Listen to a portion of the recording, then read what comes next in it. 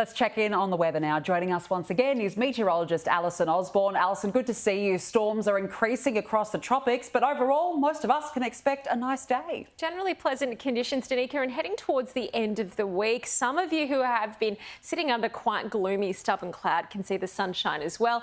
Already out in full force at dawn over Sydney first thing this morning. Meanwhile, in Melbourne, some promise you can actually see some blue sky poking through this morning as well. Now, a cloud band is extending from the northern tropics. It's being fuelled by a high amount of moisture-laden air and storms over the Kimberley. That's pushed over to southeast Queensland this morning, so for all intents and purposes it's overcast, but it's not doing much in the way of wet weather, and it's not keeping a lid on the temperatures either. Showers and storms today will focus over the northern tropics, as they will for the coming days. Now, here's the storm risk for New South Wales. While it will be dry for most, into the afternoon, we can't rule out a shower or storm developing in the regions shaded in yellow.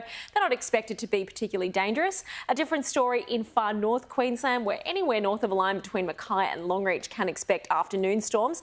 They may be heavy in the red area with flash flooding a risk. For our capital cities, temperatures are slowly creeping closer to average again over the southeast. 24 degrees today in Adelaide, 19 in Melbourne, 20 in Hobart and 23 in Canberra, all expecting fine conditions. Partly cloudy in Sydney, 25, mostly sunny in Brisbane, 30, and it's a fine day in the west as well, 23 degrees in Perth, Danica. And Alison, the next round of heavy rain looks to zone in on Queensland. Yeah, the next 7 days is really showing that something is about to really shift over Queensland, seasonably speaking.